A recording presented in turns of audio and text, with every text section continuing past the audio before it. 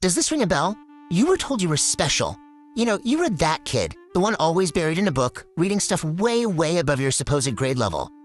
Oh, and you were definitely the kid who finished the test first, every single time. And you just sit there, kind of bored, while everyone else was still sweating over it. All the adults in your life, man, they'd look at you with these wide, proud eyes and say, "You're gonna do such great things one day." And they'd always use that one word, potential. Back then, that word felt like a promise, right? Like this amazing ticket to a fantastic future. But if you're here listening to this, I bet that word doesn't feel like a promise anymore. It feels like a crushing debt, one you can just never seem to pay off. So what on earth happened? How did the golden child turn into the burned out adult? How did we get here? And let's be super clear about one thing right up front. This has nothing to do with being lazy. It's something way, way deeper than that.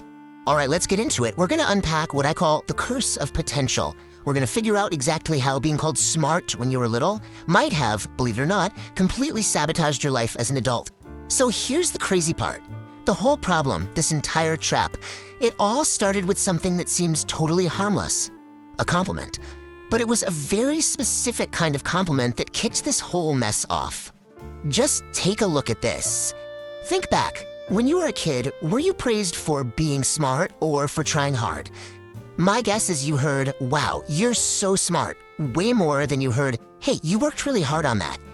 And that tiny difference, well, it turns out it changes absolutely everything. See, when you're only praised for your natural ability, you develop what psychologists call a fixed mindset. You start to believe that intelligence isn't something you build, it's just a thing you have. It's like a setting you're born with, It's either switched on or it's switched off. And here's where it all goes wrong. If you believe smart is a fixed thing you just are, then what happens when you actually have to try? What happens when a problem is, well, hard? For someone with a fixed mindset, effort doesn't feel like a good thing. Effort feels like proof that you're not smart after all. It feels like an alarm bell going off telling you you're a fraud. Okay, so fast forward to today. That mindset you built as a kid, it doesn't just vanish. Oh no. It grows into this paralysis, this crippling perfectionism that can bring your entire adult life to a screeching halt. And we really need to get to the heart of what this kind of perfectionism is. We love to frame it as this noble thing, like, "Oh, I just have really high standards." But for the former gifted kid, it's not about high standards at all. It's about fear. It's a defense mechanism, plain and simple, built on the terrifying fear of being found out. This fear traps you in this all-or-nothing world. In your mind, you have to be perfect at something the moment you try it. If you're not an instant expert, then you shouldn't even bother. So that whole idea of a learning curve, being a beginner, sucking at something for a while before you get good, to you, that doesn't feel like learning. It feels like humiliation. And this paralysis tends to show up in a few classic ways. First, there's imposter syndrome, that constant feeling that you're a fake and any minute now, everyone's gonna find out. Then there's chronic procrastination. We're gonna dig into that one in just a sec. And finally, there's this desperate, unending need for external validation. Your entire sense of self-worth is tied to someone else telling you you did a good job. Okay, let's zoom in on procrastination. Why? Why do we put things off until the very last second, until the stress is just unbearable? Again, it is not because you're lazy. It's actually a pretty clever, though totally destructive, strategy to protect your ego. This lays out the twisted logic perfectly. Think about it. Scenario 1, you procrastinate, you rush the job, and you fail. What's your excuse? Well, I didn't have enough time.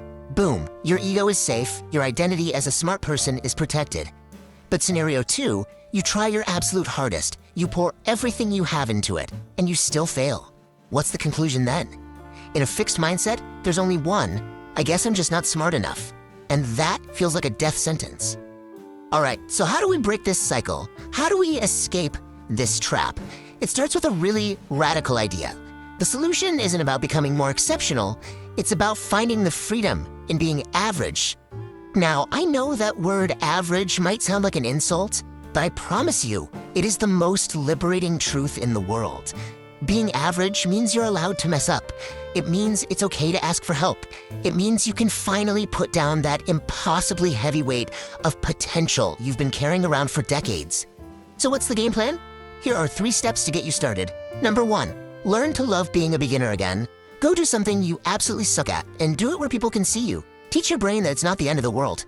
Step 2. Start praising your own effort. Don't worry about the result, just focus on the hours you put in. Did you show up? Good, that's the win.